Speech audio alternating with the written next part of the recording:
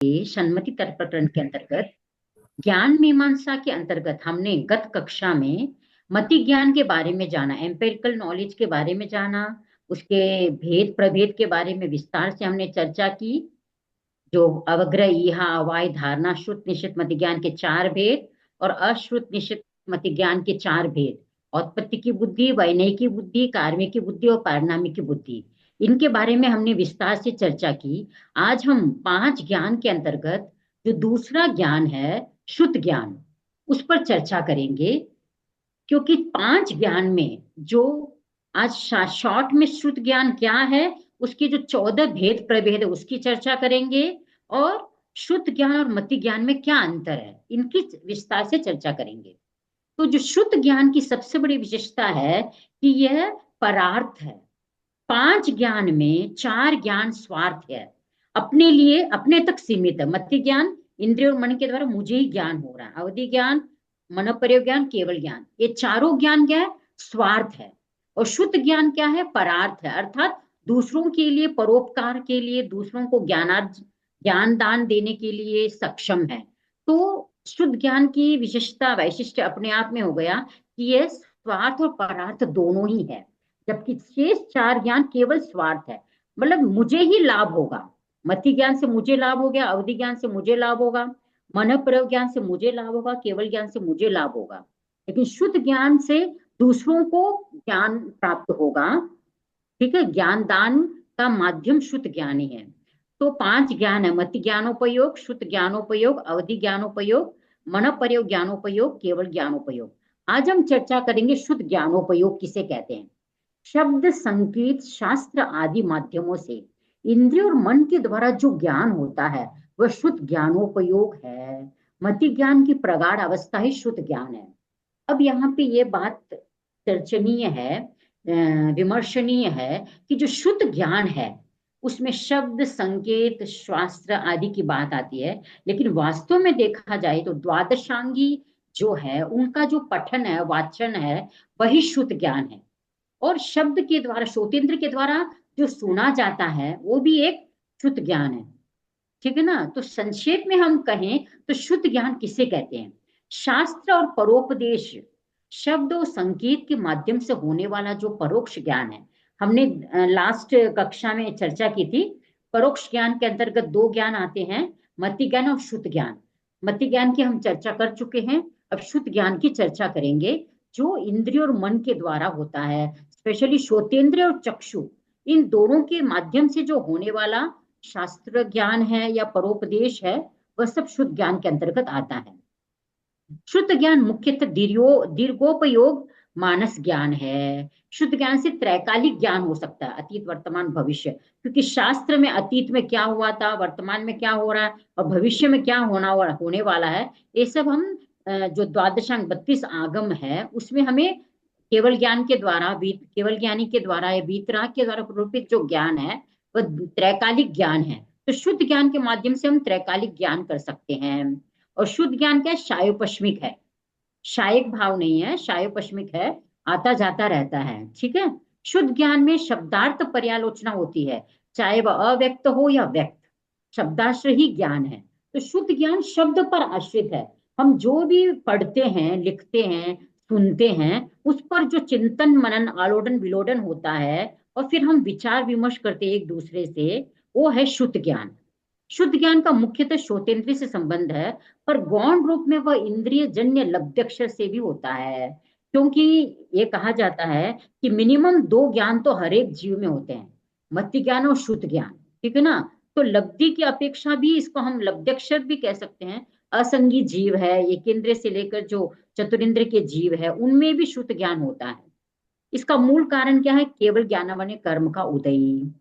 जब तक केवल ज्ञानावन्य कर्म का उदय रहेगा तब तक शुद्ध ज्ञान प्राप्त नहीं हो सकता। ठीक है ना। तो मति ज्ञानावन्य शुद्ध ज्ञान कैसे प्राप्त होगा?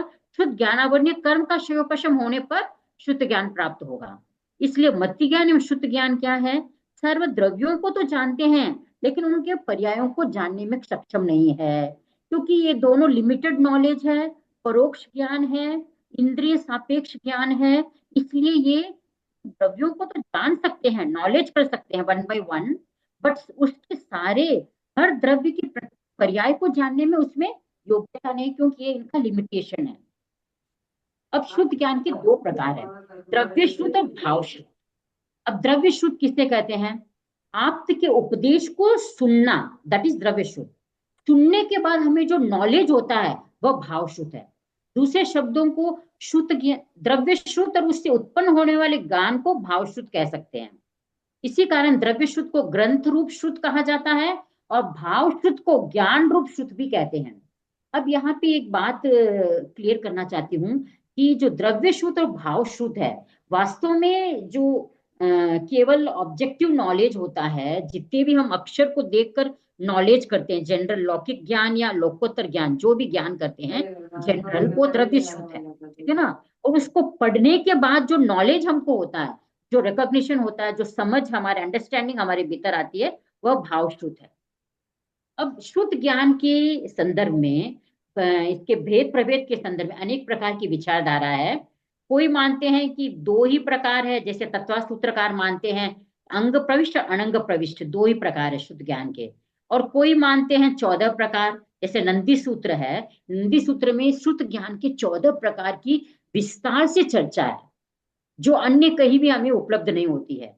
और जब हम दिगंबर शास्त्रीय जो कर्म ग्रंथ ग्रह है उसमें देखते हैं तो वहां पर 14 भेद भी प्राप्त होते हैं, कहीं कहीं 20 भेद भी प्राप्त होते हैं, अक्षर अक्षर समास आदि। ठीक है, तो ये भिन्न प्रकार की विचारधारा है शुद्ध ज्ञान के भेद उपभेद को लेकर।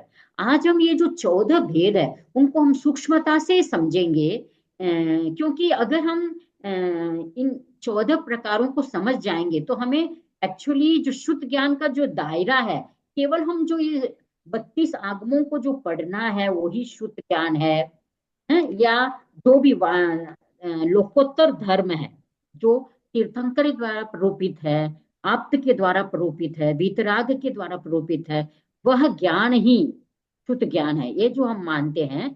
उससे हटकर यहाँ पे कुछ विस्तार से चर्चा की गई है कि भाई शुद्ध ज्ञान के अंतर्गत कौन कौन आते हैं। तो इस चार्ट में आपको क्लियर है कि 14 प्रकार के शुद्ध ज्ञान है। अक्षर शुद्ध, अनक्षर शुद्ध, संगी शुद्ध, असंगी शुद्ध, सम्यक शुद्ध, मिथ्या शुद्ध, साधि शुद्ध, अनादि शुद्ध, सपर्यवसित शुद्ध, अपर्यवसित शुद्ध, गमिक शुद्ध, अगमिक शुद्ध, अंग प्रविष्ट शुद्ध, अनंग प्रविष्ट शुद्ध।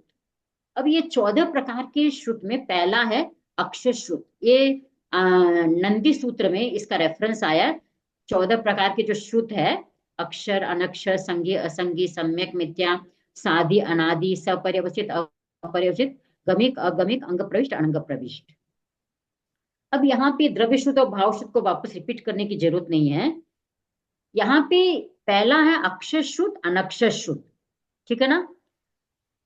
अक्षर शुद्ध किसे कहते हैं? लिंग्विस्टिक वर्बल नॉलेज, जो हमें अक्षर, हम कोई भी पुस्तक में क अक्षर अ अक्षर, ठीक है ना, क म ल, इन तीनों अक्षरों को पढ़कर हमें जो नॉलेज हुआ कमल, ठीक है ना, अक्षर से प्राप्त ज्ञान वो अक्षर शुद्ध है। लेकिन जनरल में कहा जाता है जो आत्मा का जो ज्ञान स्वरूप है वह कभी भी क्षय को प्राप्त नहीं होता, शरण को प्राप्त नहीं होता है। उस अपेक्षा से हम कह सकते अक्षर, ठीक है ना, जिस ज्ञान का कभी भी क्षय नहीं होगा, हर समय जीव का जो अभिन्न स्वरूप है ज्ञान, वह हर समय रहेगा। उस अपेक्षा से हम अक्षर शुद्ध कहते हैं। अब अक्षर शुद्ध के अंतर्गत भी बहुत सारे भेद प्रभेद है, उसकी हम चर्चा बाद में करेंगे। अनक्षर शुद्ध, जितने भी हमें अक्षर के द्वारा प्राप्त है, शब्द के द्वारा सुनकर, वो भी एक अक्षर है, शब्द के द्वारा सुनकर जो ज्ञान होता है वो भी अक्षर है। और बुक में जो लैंग्वेज ऑफ अल्फाबेट्स है उनको जोड़ के हम पढ़ते हैं, वो भी अक्षर शुद्ध है। अब अनक्षर शुद्ध क्या है? Non linguistic verbal knowledge. जितने भी हम अनक्षर शुद्ध में हम कह सकते हैं कि भाई जैसे श्वासोश्वास, खांसी करना, ठीक है ना, हिचकी लेना, खंकारना। हम किसी के रूम में जाते हैं तो एकदम थोड़ा मैसेज देके जाते हैं, खंकार करके हाथों से इशारा करते हैं, यस नो, ठीक है ना। ये सब क्या अनक्षर शुद्ध है, जिसमें केवल ध्वनि होती है, शब्द नहीं होते हैं, वो अनक्षर शुद्ध कहते हैं। अक्षर में साउंड, इस अनक्षर में केवल साउंड रहता है और अक्षर में साउंड प्लस ध्वनि दोनों रहती है, ठीक है ना। तो जितने भी असंगी जीव है, उन सब के जितने भी आपस में जो वर्बल कॉन्वर्जेशन होते हैं, वो सब अनक्षर श्रुत के अंतर्गत आते हैं। उनका शुद्ध ज्ञान स्पष्ट नहीं होता है, लेकिन अस्पष्ट रूप से अनक्षर श्रुत के द्वारा वे एक दूसरे के द्वारा अपने कॉन्वर्जेशन करते हैं। जो द्विंद्रिय से लेकर चतुरिंद्रिय के जो जीव है, वो सब असंगी जीव है जितने भी, वो सारे नॉन लिंग्विस्टिक वर्बल नॉलेज से अपना ज्ञान का आदान प्रदान करते हैं। अब नेक्स्ट है संगिश्रुत असंगिश्रुत।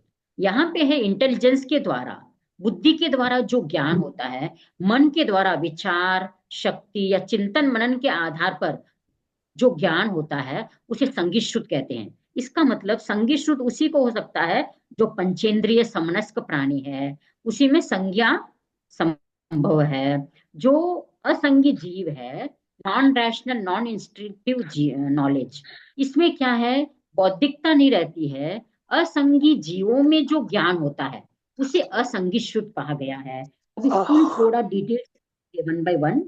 अब अक्षर शुद्ध के तीन प्रकार है, संज्ञा अक्षर, व्यंजन अक्षर, लब्धि अक्षर। अब संज्ञा अक्षर किसे कहते हैं? जैसे अक्षर का एक आकार है, क का एक शेप है, अ का एक शेप है, ट का एक शेप है, ठीक है ना, ए बी सी डी का, इन सब का जो शेप है, संस्थानात्मक जो अक्षर है, उसको संज्ञाक्षर कहते हैं। एक नामकरण दे दिया, अमुक अमुक जो आकृति है, उस आकृति को एक एक नाम दे देना, ठ ट य र ल व ये जो हम नाम देते हैं, उसको कहते हैं संज्ञाक्षर। ठीक है। आकार आदि सभी वर्णों में अपने अपने संस्थानों के आधार पर संज्ञा होती है, इसलिए आकार आदि अक्षरों को संज्ञा अक्षर कहा गया है। चूर्णिका ने इसे उदाहरण से समझाया है। वृत्त और घट को आकृति वाले वर्ण को देखने पर ठ की संज्ञा उत्पन्न हो जाती है। मलेगिरी ने नकार और ठकार की आकृति का निर्देशन प्रस्तुत किया है। उनके अनुसार नकार चूल्हे की आकृति वाला और ढकार कुत्ते की वक्री पूंछ की आकृति वाला है। तो ये जो अक्षरों की जो आकार रचना है ना, उसको संज्ञाक्षर कहते हैं। व्यंजनाक्षर किसे कहते हैं? जब हम उन अक्षरों का उच्चारण करते हैं, तब उसे व्यंजनाक्षर कहते हैं। अकार आदि का उच्चारण व्यंजनाक्षर है। और लब्धाक्षर किसे कहते हैं? इंद्रिय और मन हर जीव में है। अगर मन ना हो तो इंद्रिय ज्ञान तो हर एक, मिनिमम स्पर्श इंद्रिय का ज्ञान तो हर एक इंद्रिय में भी होता है। तो जो इंद्रिय और मन से उभयात्मक जो ज्ञान, अक्षर मीन्स ज्ञान का जो अर्जन होता है, उसको कहते हैं लब्धाक्षर। अर्थात ज्ञानावन्य शुद्ध ज्ञानावन्य का श्रेयोपशम हो जाने से जीव को समझने की जो शक्ति, इंद्रिय ज्ञान करने की जो क्षमता प्राप्त होती है, लब्धि प्राप्त होती है, योग्यता प्राप्त होती है, उसे कहते हैं लब्धाक्षर। श्रुत के तीन भेद हो गए, संज्ञाक्षर, व्यंजनाक्षर और लब्धाक्षर। अब अनक्षर श्रुत किसे कहते हैं? ऐसे तो मैंने डिटेल से कर दिया है, उच्छ्वास निश्वास आदि से जो ज्ञान होता है वह अनक्षर श्रुत है। ठीक है। वस्तुतः वह द्रव्य श्रुत है, शुद्ध ज्ञान का कारण है। ये जो अनक्षर श्रुत है, हमें इसमें कोई शब्द का सहारा नहीं लेते हैं, बिना शब्द के सहारे हमें नॉलेज होता है। जो भी हम इंडिकेशन देते हैं, संकेत देते हैं, विशिष्ट अभिप्राय पूर्वक उच्छ्वास निश्वास आदि का प्रयोग होता है, तब वह शुद्ध ज्ञान का कारण बनता है। एकेंद्रिय जीवों में भाषा नहीं होती, वे अपनी बात दूसरों तक प्रकंपनों के माध्यम से पहुंचाते हैं। द्विंद्रिय जीवों से भाषा का प्रारंभ होता है। त्रिंद्रिय चतुरिंद्रिय पंचेंद्रिय सब भाषा का प्रयोग करते हैं। इनकी भाषा अक्षरात्मक अनक्षरात्मक दोनों प्रकार की होती है। अक्षर और लिपि की व्यवस्था मनुष्य ने की। कीट पतंगे पशु पक्षियों के पास अक्षर आदि और लिपि आदि की व्यवस्था नहीं है। तो स्थानांक में भाषा की दो प्रकार की बात आती है, अक्षर और नो अक्षर। अक्षर संबद्ध जो है वर्णात्मक होते हैं, और नो अक्षर संबद्ध वर्ण रहित होते हैं। धवला में लब्धि अक्षर, निवृत्ति अक्षर और संस्थान अक्षर। वही मतलब अक्षर के बारे में हमने जो चर्चा की है, वही उसको थोड़ा सा डिटेल से इसमें चर्चा की गई है। अब थर्ड भेद जो है संगी श्रुत और असंगी श्रुत। अब संगी श्रुत किसे कहते हैं? जिसके मन होता है, उस जीव को जो चिंतन मनन करने की क्षमता प्राप्त होती है, उस जीव का जो श्रुत है वह संगी श्रुत है। एक इंद्र से लेकर पंचेंद्र तक सभी जीवों में 10 संज्ञाएं होती है। आप सभी जानते हैं, आहार भय मैथुन परिग्रह क्रोध मान माया लोभ लोक और ओघ संज्ञा, ये 10 संज्ञा एक केंद्र से लेकर पंचेंद्र जीव तक सभी जीवों में संज्ञा होती है। लेकिन जिनमें यह अपोह की शक्ति होती है, जिनमें इष्ट के लिए प्रवृत्ति और अनिष्ट से निवृत्ति होने की क्रिया होती है, जिनमें अनेकांतवाद का संज्ञान है, उसे संगी माना गया है। एकेंद्र जीवों में इष्ट के लिए प्रवृत्ति और अनिष्ट से निवृत्ति होने की क्रिया नहीं होती है, इसलिए वे असंगी की कोटि में परिगणित है। एकेंद्र में होने वाला मनोविज्ञान यहाँ विवक्षित नहीं है।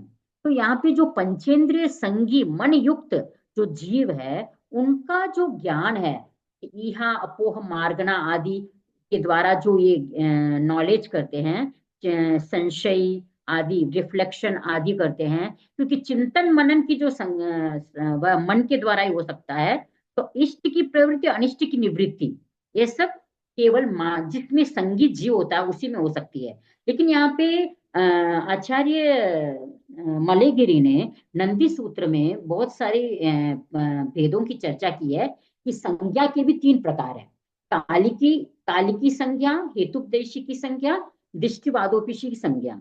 तो इस तीनों को पढ़ने से हमें यह ज्ञान होता है कि जो अल्प विकसित चेतना वाले प्राणी है, उनमें भी संज्ञा होती है। किस प्रकार की संज्ञा, हम इसकी चर्चा करेंगे। फर्स्ट है कालिकी संज्ञा। कालिकी संज्ञा संगी शुद्ध के अंतर्गत ही तीन भेद है। कालिकी संज्ञा का अर्थ है, इस संज्ञा का अधिकारी गर्भज पंचेंद्रिय जीव होता है। औपपातिक देव नारक भी इसके अधिकारी है।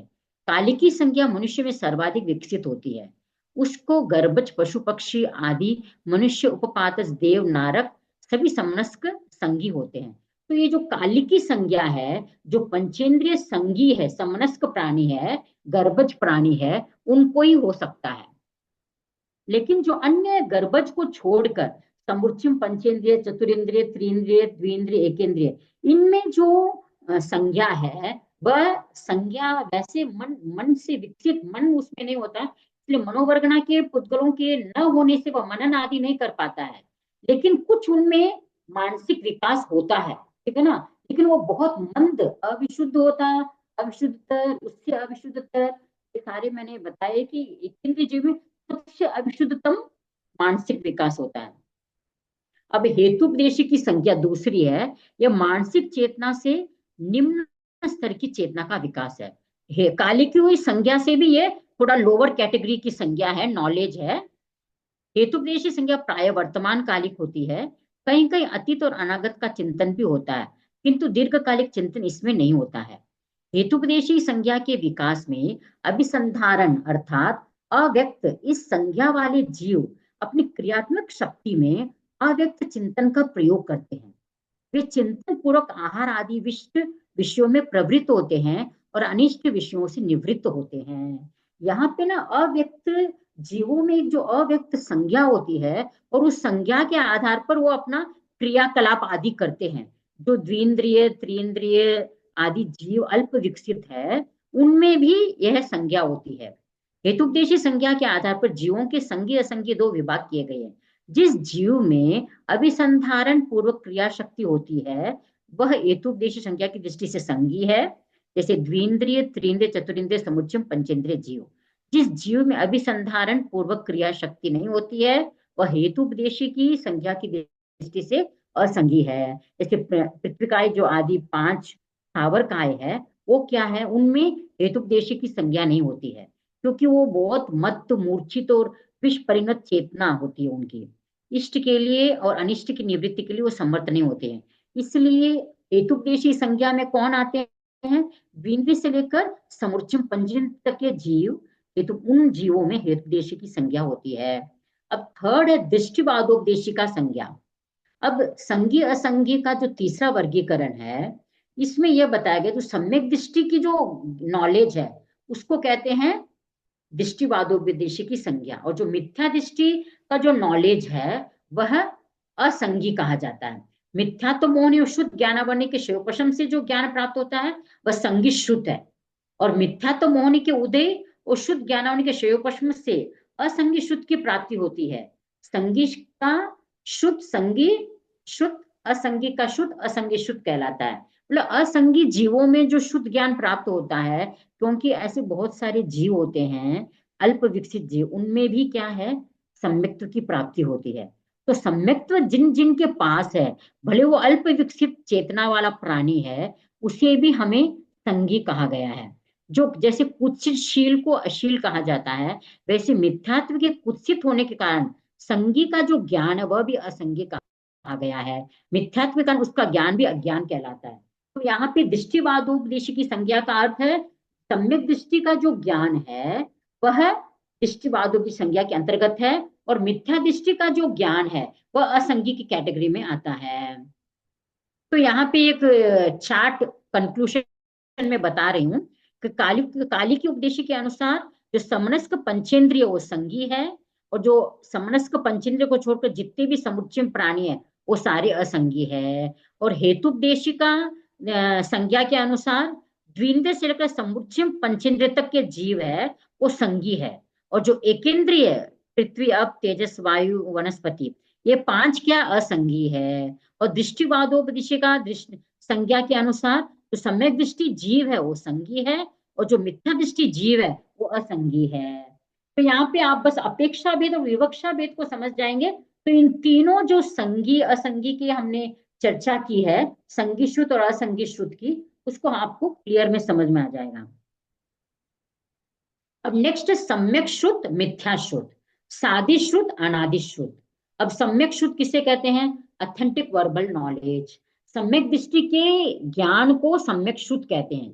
जिस जीव को सम्यक तो प्राप्त हो चुका है, वह जो भी पढ़ेगा, जो भी शास्त्र का पठन पाठन करेगा या दूसरों को समझाएगा, वो सब सम्यक शुद्ध होगा। और मिथ्या शुद्ध के अंतर्गत जितने भी लौकिक ग्रंथ है, चाहे जितने भी कॉमर्शियल नॉलेज है, इंफॉर्मेटिव नॉलेज है, ये सब सारे मिथ्या के अंतर्गत आते हैं। नंदी सूत्रकार ने तो यहाँ तक कह दिया कि जो कौटिल्य अर्थशास्त्र है, रामायण महाभारत, ये सब मिथ्या शुद्ध के अंतर्गत आते हैं। लेकिन हम इतना मतलब कड़वा सच भी नहीं बोलना चाहते हैं कि सम्यक दृष्टि का जो ज्ञान है वह सम्यक शुद्ध है, और मिथ्या दृष्टि का जो ज्ञान है वह मिथ्या शुद्ध है।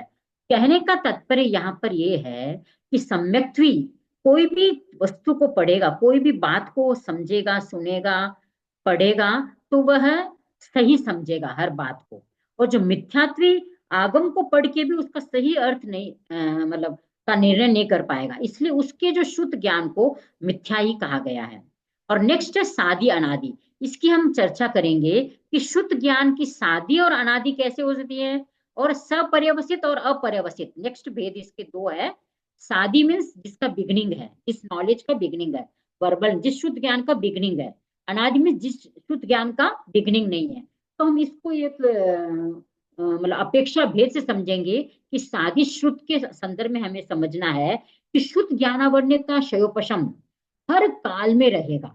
ऐसा कोई भी काल नहीं रहेगा जब शुद्ध ज्ञान का बिगनिंग नहीं होगा, हर समय शुद्ध ज्ञान रहेगा। और अनादि का मतलब उत्सर्पिणी काल हो या अवसर्पिणी काल हो, या महाविद्य क्षेत्र हो, भरत क्षेत्र हो या ऐरावत क्षेत्र हो, हर समय जो ये शुद्ध ज्ञान है हर समय रहेगा, उस अपेक्षा से वो अनादि है। तो हम इसको थोड़ा सा डिटेल से समझेंगे कि सम्यक शुद्ध, मिथ्या शुद्ध, सादि शुद्ध, अनादि शुद्ध को ये मैंने शॉर्ट से समझाया है।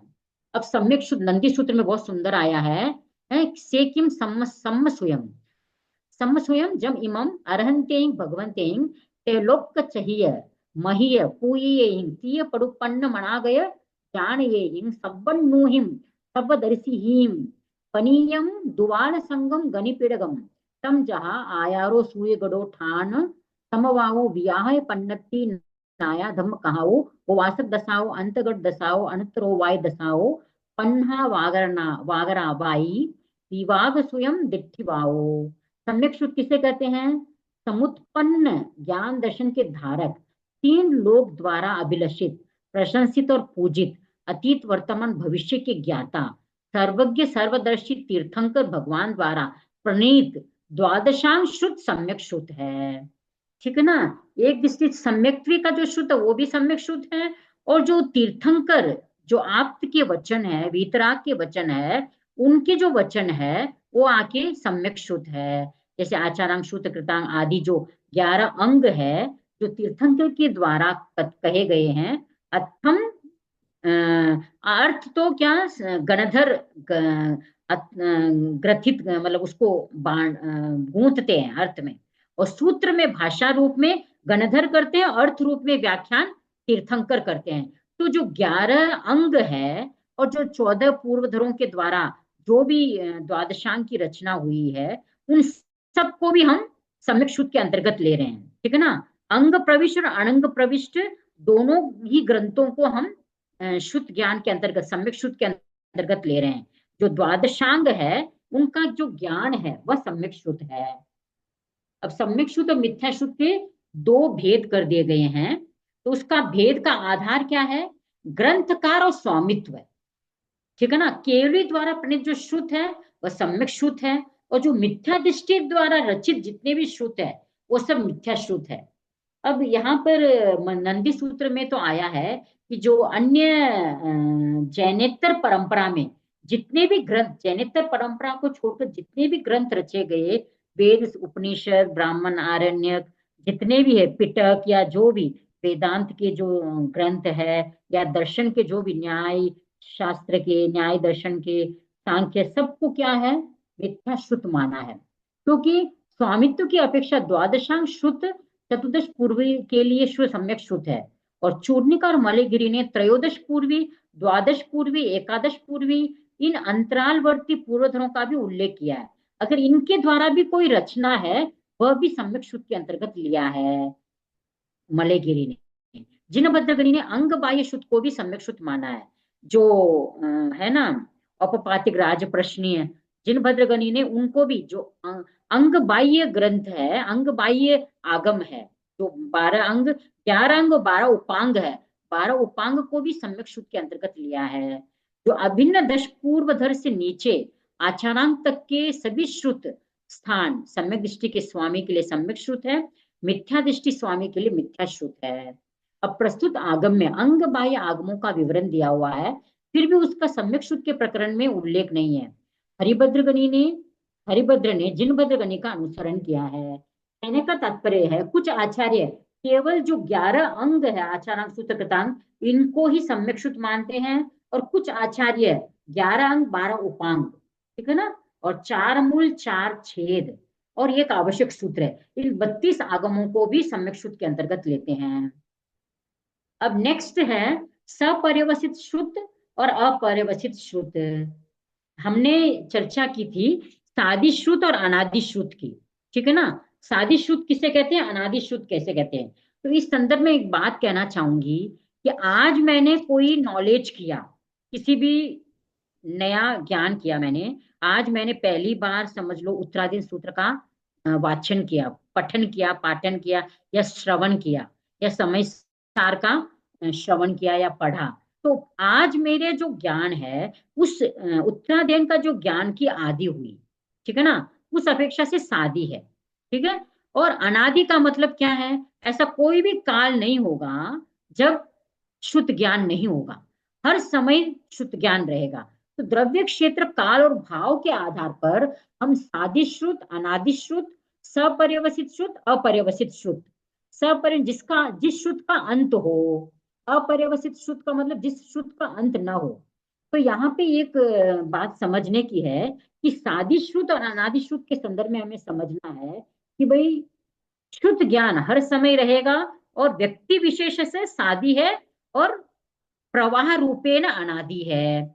और क्षेत्र और काल भाव अगर इस दृष्टि से देखा जाए तो महाविधि क्षेत्र में शुद्ध ज्ञान हर समय रहेगा, लेकिन भरत और ऐरावत जो 15 कर्म भूमि है, 10 कर्म भूमियों में उत्सर्पिणी काल के दूसरे, तीसरे, चौथे, पांचवे में तो, अवसर्पिणी काल के तीसरे, चौथे, पांचवे में तो शुद्ध ज्ञान रहेगा, और उत्सर्पिणी के तीसरे और चौथे आरे में शुद्ध ज्ञान रहेगा।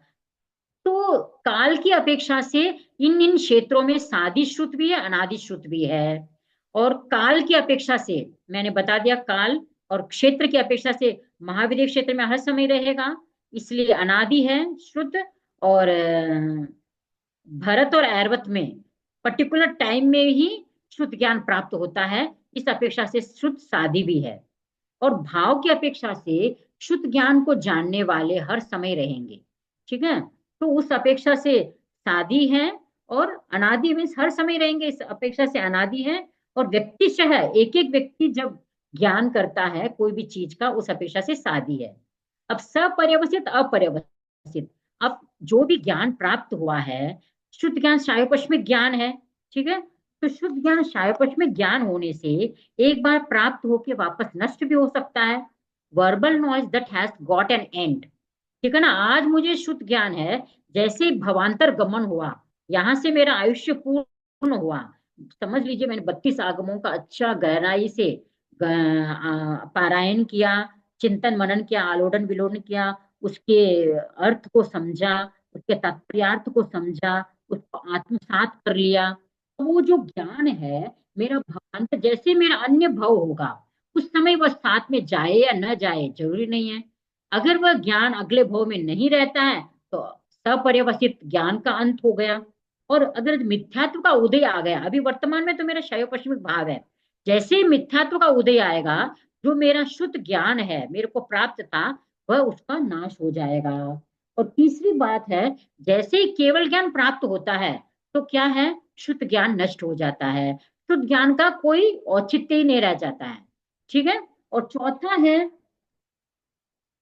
अगर कोई बीमारी आ जाती है, ठीक है ना, रोग हो जाता है, तो हमें उस समय बहुत सारी चीजें पड़ी हुई रहती है, उस रोग के कारण हम बहुत सारा ज्ञान भूल जाते हैं, विस्मृत हो जाते हैं, ठीक है। और प्रमाद, प्रमाद का मतलब आलस्य, ठीक है ना। कोई भी ज्ञान करते हैं, अगर उसका घोची पुली नहीं करते हैं, उसका रिपीटेशन नहीं करेंगे, पुनरावर्तन नहीं करेंगे, तो वह नष्ट हो जाता है। तो ये जो 5 कारण है, मिथ्यात्व का उदय होने से ज्ञान का अंत होता है, शुद्ध ज्ञान का। और भवांतर गमन से शुद्ध ज्ञान का अंत होता है। और केवल ज्ञान की प्राप्ति के बाद शुद्ध ज्ञान अंत हो जाता है। और ग्लान रोग, रोग अवस्था में और प्रमाद अवस्था में शुद्ध ज्ञान का अंत हो जाता है, उसे सपर्यवस्थित शुद्ध कहते हैं। तो यहाँ पे सपर्यवस्थित का मतलब अंत है, शुद्ध ज्ञान का अंत हो रहा है। तो यहाँ पे वही बात लेना पड़ेगा सेम, जैसे मैंने पहले बताया, उत्सर्पिणी अवसर्पिणी में, अवसर्पिणी काल के दूसरे, तीसरे चौथे पांचवें आर्य के बाद शुद्ध ज्ञान नष्ट हो जाता है, अंत हो जाता है उसका, ठीक है। लेकिन महाविद्य क्षेत्र में हर समय रहेगा, तो वहां पर शुद्ध ज्ञान अपर्यवसित है, ठीक है। ऐसे ही क्षेत्र की अपेक्षा से बता दिया, और काल की अपेक्षा से भी यही है कि महाविद्य में हर समय रहेगा, और भरत ऐरवत में अंत होगा शुद्ध ज्ञान का, ठीक है ना, हर समय नहीं रहेगा। तो वहां पर सपर्यवसित भी है। तो इस प्रकार हम देखते हैं कि जो अपर्यवसित और सपर्यवसित, ये जो शुद्ध की आदि और अनादि, अनादिपना, ठीक है, और शुद्ध का अंत और अनंतपना, ये जो 4 बातें हैं, उसे हम द्रव्य क्षेत्र काल भाव के आलोक में ही समझ सकते हैं। तो मुझे लगता है कि आप लोग समझ गए होंगे कि सादिश शुद्ध कब होता है, अनादि शुद्ध कब होता है, सपर्यवसित शुद्ध कब होता है, अपरिवसित शुद्ध कब होता है, द्रव्य क्षेत्र काल भाव की अपेक्षा से। अब गमिक शुद्ध और अगमिक शुद्ध, अब गमिक शुद्ध किसे कहते हैं, scriptural knowledge with repeated linguistic passages. जैसे 32 आगम है, बहुत सारे ऐसे आगम है जिसमें बहुत सारे सूत्र है, वो रिपीटेशन है। जैसे 10वें कालिक सूत्र में से भिक्खुन भिक्खुआ भिक्खुनिवा संजय विरय पड़ी है, थी ना, सारा एक ही बात रिपीट होती है चौथे अध्याय में, ठीक है ना। एक ही बात को, पैसेज को बार बार, 5 महाव्रत को मनसा वाचा कर्मणा तस्मिच्छामि दुक्कड़म, सारा मतलब स्थूल प्राणातिपात या सर्व प्राणातिपात का, जो भी प्राणातिपात का, मृषावात का, आदतादान मैथुन परिग्रह, इनका जो त्याग है 3 करण 3 योग से होता है, तो सारा से भिक्खुआ भिक्खुनिवा संजय वरे पड़े पच्चकाय पावन के दिया राव एक हुआ पड़ी सागो सुत्तेवा जागर मानेवा, ऐसे ही रिपीटेड, जो एक ही पैसेज आगमों में बार बार रिपीटेडली आता है, ऐसे आगमों को गमिक शुद्ध कहते हैं, ठीक है ना। जहां पर रिपीटेशन नहीं होता है सूत्रों का, उन आगमों को कहते हैं अगमिक शुद्ध। Scriptural knowledge without repeated linguistic passages is called अगमिक शुद्ध, ठीक है। तो जिस आगम में कोई सूत्र बार बार रिपीटेशन नहीं होता है, और उसको, उन आगमों को कहा जाता है अगमिक शुद्ध। अब सादी अनादि शुद्ध और सादी शुद्ध, अनादि सपर्यवसित शुद्ध, अनादि शुद्ध, अपरिवसित शुद्ध। अपरिवसित का मतलब अनंत, सपर्यवसायक मतलब शांत, ठीक है। तो द्रव्य की दृष्टि से एक पुरुष की अपेक्षा से शुद्ध के सादी सपरिचित होने के अनेक हेतु हो सकते हैं। जैसे मैंने आपसे चर्चा कर ली, इसको शॉर्ट में मिथ्या दर्शन में गमन, भवांतर में गमन, केवल ज्ञान की उत्पत्ति, रोग और प्रमाद, ठीक है ना, या विस्मृति से भी क्या होता है, शुद्ध ज्ञान का अंत हो जाता है। और क्षेत्र की दृष्टि से महाविद्य क्षेत्र में शुद्ध ज्ञान की निरंतरता रहती है।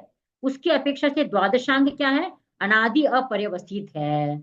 शुद्ध ज्ञान क्या है, अनादिकाल से रहेगा और अनंत काल तक रहेगा महाविद्य क्षेत्र में। और काल की दृष्टि से महाविद्य क्षेत्र में उत्सेपिनी अवसेपिनी का विभाग नहीं होता है। इस अपेक्षा से नो उत्सेपिनी नो अवसेपिनी में द्वादशांग अनादि अपर्यवसित है, ठीक है ना, हर समय रहेगा। अनादि काल से वहां पे शुद्ध ज्ञान है और अनंत काल तक रहेगा, अपर्यवसित का मतलब अनंत काल। और भाव की दृष्टि से भाव की अपेक्षा महावीर ने द्वादशांग के अर्थ का प्रज्ञापन जिस काल पूर्वान अपरान दिन रात में किया है वह द्वादशांग का आदि है। क्योंकि तीर्थंकर भरत और ऐरावत क्षेत्र में जब अवसर पे नहीं होती है तब तो चौथे पांचवे छठे तीसरे चौथे पांचवे आरे में रहते हैं, ठीक है ना। उत्सर्पिणी में तीसरे और चौथे आरे में रहते हैं। तो उस समय जब वो तीर्थ की स्थापना करते हैं और प्रवचन देना शुरू करते हैं, जिस काल में जिस टाइम में शुरू करते हैं वो उसकी आदि हो गई। प्रवचन की संपन्नता का काल उसका पर्यवसान है। जैसे प्रवचन समाप्त होता है तो वह द्वादशांग सादि सपरिवर्तित होता है। जिन भद्रगणी ने इसके अनेक हेतु बतलाए हैं। प्रज्ञापना की अपेक्षा द्वादशांग सादि सपरिवर्तित होता है। जिन भद्रगणी ने चार हेतु बतलाए हैं। शुद्ध का उपयोग करेंगे तो नाश नहीं होगा। स्वर ध्वनि अर्थात आगम का उच्चारण करते रहेंगे। प्रयत्न उसमें तालु आदि का व्यापार होता रहेगा। आसन, ठीक है ना, ये चार चीजें हैं। इन हेतुओं से भी द्वादशांग स्थिर रहता है। ये प्रज्ञापक के भाव पर्याय बदलते रहते हैं। इस परिवर्तन की अपेक्षा द्वादशांग को सादि सपरिवर्तित कहा गया है। व्याख्या ग्रंथों में इनका ही अनुसारण किया गया है। अब ये जो जितने भी है ना ये शुद्ध ज्ञान है वो सब शायोपश्मिक भाव है, ठीक है ना। इसलिए नित्य हर समय शयोपशम भाव तो रहेगा ही जीव में। तो उसकी अपेक्षा द्वादशांगी क्या है, अनादि अपर्यवसित है। कभी भी शुद्ध का नाश नहीं होगा। अनादिकाल से चले आ रहा है शुद्ध ज्ञान और अनंत काल तक रहेगा। अब यहाँ पे लास्ट है अंग प्रविष्ट और अनंग प्रविष्ट। यहाँ पे तीर्थंकर की वाणी को अंग प्रविष्ट कहा गया है। और तीर्थंकरों के अतिरिक्त जो परवर्ती उत्तरवर्ती आचार्यों ने जो रचना की है उन ग्रंथों को अनंग प्रविष्ट कहा गया है। Knowledge is primary scriptural composition of ग्रंथराज, ठीक है ना। जो अथम ग्रंथई गणहरा, ठीक है ना, सुत्तम भणई जिनवरा। जो तीर्थंकर है वो आके सूत्र रूप में अर्थ रूप में व्याख्यान करते हैं और गणधर उसको सूत्र रूप में गूंथ गूंथ देते हैं। तो गणधरों के द्वारा जो तीर्थंकर की वाणी को सूत्रात्मक शैली में रखा गया, सुरक्षित रखा गया है, उनको कहते हैं अंग प्रविष्ट, ठीक है ना। आचारांग सूत्रकृतांग स्थानांग समवायांग भगवई ज्ञाता धर्म कथा, ठीक है ना, ये सब क्या है इसमें आ जाएंगे अंग प्रविष्ट में। और अनंग प्रविष्ट में knowledge in secondary scriptural composition of authors other than गंधराज।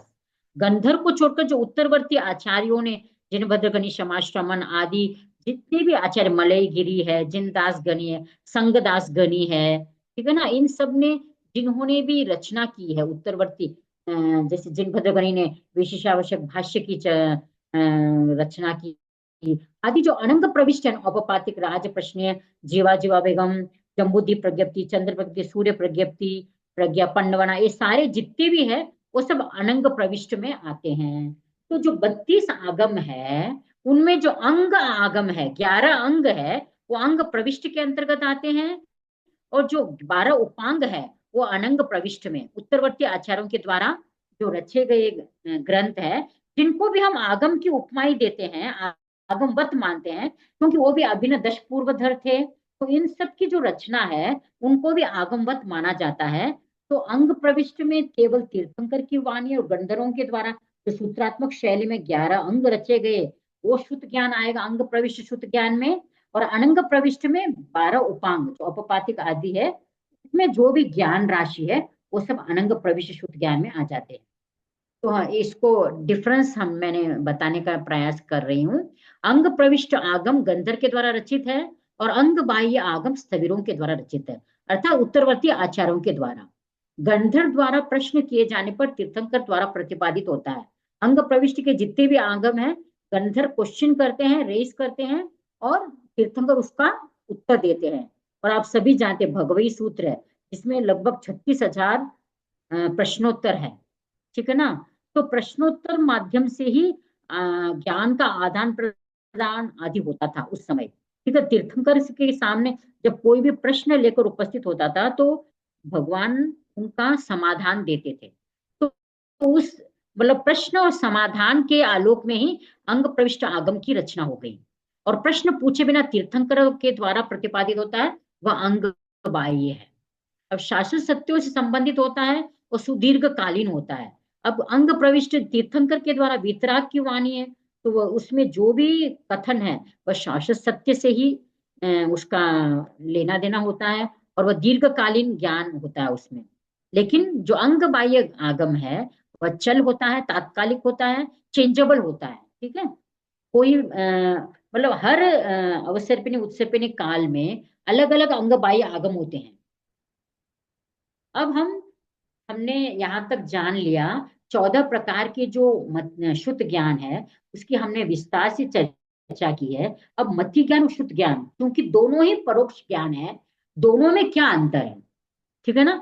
जीव मति के द्वारा जाने वह मति ज्ञान, और शुद्ध के द्वारा जाने अर्थात सुनकर या पढ़कर जाने वह शुद्ध ज्ञान कहलाता है। मति और शुद्ध ज्ञान परस्पर अन्योन्य रूप में मिले हुए हैं। मति और शुद्ध को अलग नहीं कर सकते हैं। इंद्रिय और मन के द्वारा जो ज्ञान प्राप्त किया है, उसको जब आप दूसरों को समझाते हैं, समझाने की कोशिश करते हो उस ज्ञान को, तब वही ज्ञान मति ज्ञान ही शुद्ध ज्ञान में परिणत हो जाता है। मत शुद्ध ज्ञान कोई नया नहीं है। आपने 11 अंग 12 उपांग को पढ़ा, यह तो मति ज्ञान हो गया। पढ़ के दूसरों को आप समझाते हो, दूसरों को समझाने में समर्थ जो ज्ञान है, वह शुद्ध ज्ञान है। ठीक है ना। इन दोनों का क्षयोपशम प्रत्येक जीव में पाया जाता है। मति ज्ञान शुद्ध ज्ञान या मति ज्ञान शुद्ध ज्ञान हर जीव में मिनिमम रूप में ये पाएगा ही पाएगा। जीव और शरीर के समान जब दोनों ज्ञान साथ होते हैं, तब भी पहले मति ज्ञान उपयोग, फिर शुद्ध ज्ञान उपयोग होता है। ठीक है ना। पहले आपको मति ज्ञान होगा, तभी आप दूसरों को समझा पाएंगे ना। सेल्फ नॉलेज ही नहीं है तो आप दूसरों को कैसे आप समझाएंगे। ठीक है। तो शुद्ध ज्ञान स्व पर प्रकाशी है। मति ज्ञान क्या केवल स्व प्रकाशी है। जैसे पहले दूध बाद में खीर, अथवा पहले धागा बाद में कपड़ा, यह क्रम चलता है, तो क्रम का उल्लंघन नहीं होता है, तो मति ज्ञान के बाद ही शुद्ध ज्ञान होगा। अब दोनों में क्या अंतर है। मति ज्ञान क्या अर्थात्मक ज्ञान है। कोई भी अर्थ का मतलब यहाँ पे पदार्थ, वस्तु, वस्तु को देखकर हमें नॉलेज हो रहा है, मति ज्ञान। शुद्ध ज्ञान क्या शब्दात्मक ज्ञान है। अक्षरों को पढ़कर, शब्दों को सुनकर जो जो ज्ञान होता है वह शुद्ध ज्ञान है। पहले मति ज्ञान होता है, और मति ज्ञान शुद्ध ज्ञान का कारण है। मति ज्ञान के बाद शुद्ध ज्ञान होता है, शुद्ध ज्ञान मति ज्ञान का कार्य है। ठीक है, क्लियर है। तो मैंने पहले चर्चा कर चुकी हूँ। मति ज्ञान वर्तमान कालिक होता है, और शुद्ध ज्ञान त्रैकालिक होता है। अब सभी जाने तीर्थंकर की जो वाणी है वह त्रैकालिक है। ठीक है ना। लोक 14 रज्जु प्रमाण है, पूर्व जन्म है, पुनर्जन्म है, स्वर्ग है, नरक है। ठीक है ना। 84 लाख जीवा योनि है। इन सब का नॉलेज हम कैसे करते हैं, शुद्ध ज्ञान के माध्यम से। इसलिए शुद्ध ज्ञान क्या त्रैकालिक ज्ञान है। मति ज्ञान क्या है, मनन है, मूक है और स्वयं के लिए उपयोगी है। लेकिन शुद्ध ज्ञान क्या है, मुखर है। शुद्ध मनन वर्णमाला के योग से हो जाता है। आदेश उपदेश रूप दूसरों के लिए भी उपयोगी है। आदेश उपदेश में भी हम शब्द का प्रयोग करते हैं, और शुद्ध के मनन चिंतन मनन में भी हम शुद्ध ज्ञान का उपयोग करते हैं। तो वो सब शुद्ध ज्ञान की कैटेगरी में आता है। इंद्रिय और मन के द्वारा मति ज्ञान होता है, और शुद्ध ज्ञान में श्रोतेंद्र की प्रधानता होती है, चक्षु और मन, इन तीन चीजों का रोल रहता है, तब हमें शुद्ध ज्ञान होता है। इन दोनों में अंतर है। तो एक थोड़े और अंतर है। मति ज्ञान विशुद्ध है, तो शुद्ध ज्ञान क्या है, विशुद्धतर है। क्योंकि शास्त्रों के द्वारा अनेक सूक्ष्म पदार्थों का ज्ञान शुद्ध से ही स्पष्ट होता है। ठीक है ना। आत्मा के गिर स्वभाव के कारण मति ज्ञान क्या है, सर्वकाल भावी है। मतलब आत्मा में जो ज्ञान है, वह मति ज्ञान हर समय रहेगा। शुद्ध ज्ञान क्या है, कभी होगा कभी नहीं। जब मैं दूसरों को समझाने में को कोशिश करूंगी तब शुद्ध ज्ञान रहेगा। नहीं तो मति ज्ञान तो हर समय, मति ज्ञान के होने पर कदाचित होता है, कदाचित नहीं भी, ठीक है ना। शुद्ध ज्ञान क्या है, मति ज्ञान तो हर समय रहेगा, लेकिन शुद्ध ज्ञान जब मैं यूज करूंगी तभी हो सकता है। जब तक अर्थ जान का कथन ना हो तब तक वह मति ज्ञान है। मुझे नॉलेज हो गया, मैं किसी को बताया नहीं उस नॉलेज के बारे में, तब तक वो क्या है, मति ज्ञान है। जैसे ही कथन किया जाता है वह शुद्ध ज्ञान हो जाता है। इसलिए शुद्ध ज्ञान क्या है, वाच्य वाचक संबंध से शुद्ध ज्ञान होता है। जो पढ़ा, जो पढ़ते हैं या जो सुनते हैं, सुनने के बाद वाचक जो बोलता है, उनका शब्द और अर्थ, वाचक जो बोलता है, मतलब वक्ता के द्वारा जो कथन किया जाता है, उनको समझ के जो नॉलेज होता है वह शुद्ध ज्ञान है। और मति ज्ञान के 28 भेद की हम चर्चा कर चुके हैं लास्ट लेक्चर में, और आज हमने विस्तार से शुद्ध ज्ञान के 14 भेद की भी चर्चा की है। तो ये डिफरेंस इंग्लिश में भी मैंने जस्ट लिखा है कि इन दोनों में क्या अंतर है और दोनों में समानता क्या है। मति और शुद्ध दोनों के अधिकारी समान है, दोनों की स्थिति समान है, ठीक है। और मति ज्ञान शुद्ध ज्ञान हर एक जीव में होगा, जीव मात्र में, इसलिए दोनों के अधिकारी समान है, दोनों की स्थिति समान है। मति और शुद्ध कितने समय तक रहेगा, ये दोनों की जो टाइम ड्यूरेशन है दोनों की सेम है। दोनों इंद्रिय निमित्तज है, इंद्रिय और मन के द्वारा दोनों का ज्ञान हो रहा है, मति शुद्ध ज्ञान। और दोनों शायवश्मिक ज्ञान है, दोनों के विषय समान है, ठीक है ना। जो विषय वस्तु है वो समान ही है, और दोनों परोक्ष ज्ञान है। मति के बाद शुद्ध का निर्देश, क्योंकि शुद्ध ज्ञान मति पूर्वक होता है, मति ज्ञान की अपेक्षा शुद्ध ज्ञान विशुद्धतर है, ठीक है ना। और 8वां, पर प्रत्यायक होने से मति की अपेक्षा शुद्ध ज्ञान अधिक उपयोगी है, ठीक है। ये दोनों थोड़ी सी डिफरेंस और समानता, क्योंकि मति ज्ञान तो केवल मेरे लिए उपयोगी है, लेकिन शुद्ध ज्ञान किसके लिए उपयोगी है, हर एक प्राणी के लिए। इसलिए हम 5 पद में नमो अरिहंतारम को सिद्धों की अपेक्षा पहले उसको नमस्कार करते हैं, क्योंकि जो अरिहंत है वो धर्मोपदेश देते हैं। फिर जो ज्ञान, मति ज्ञान, केवल ज्ञान उनको प्राप्त होता है, वो दूसरों में बांटते हैं। उस बांटने के पर प्रत्याय मतलब शुद्ध ज्ञान के आधार पर उनको अरिहंत को पहले पूजा जाता है। और सिद्ध, जो सिद्ध बुद्ध मुक्त हो जाए, आठों कर्म का क्षय कर दिया है, उनको बाद में सेकेंड स्टेज पे रखा गया है। तो यहाँ पर शुद्ध ज्ञान की वैशिष्ट्य है कि भाई शुद्ध ज्ञान परार्थ है, और शेष जो 4 ज्ञान है स्वार्थ प्रदान है।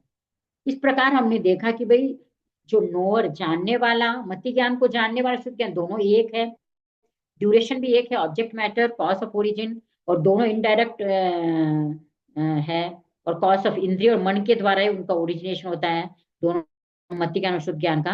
तो हमने संक्षेप में मत्ति ज्ञान और शुद्ध ज्ञान की समानता और असमानता को जाना, और हम लास्ट में शुद्ध ज्ञान की लिमिटेशन क्या है, कहाँ तक शुद्ध ज्ञान जान सकता है।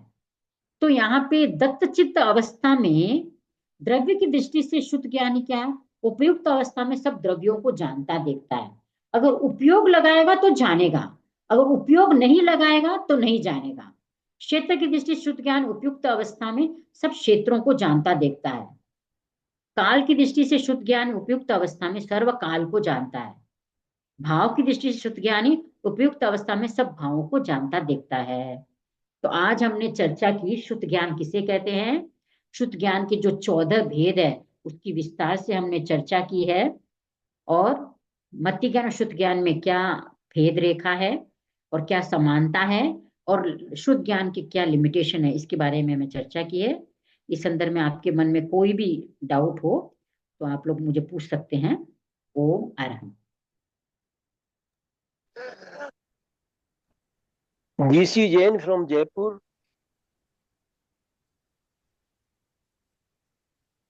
पूर्वी।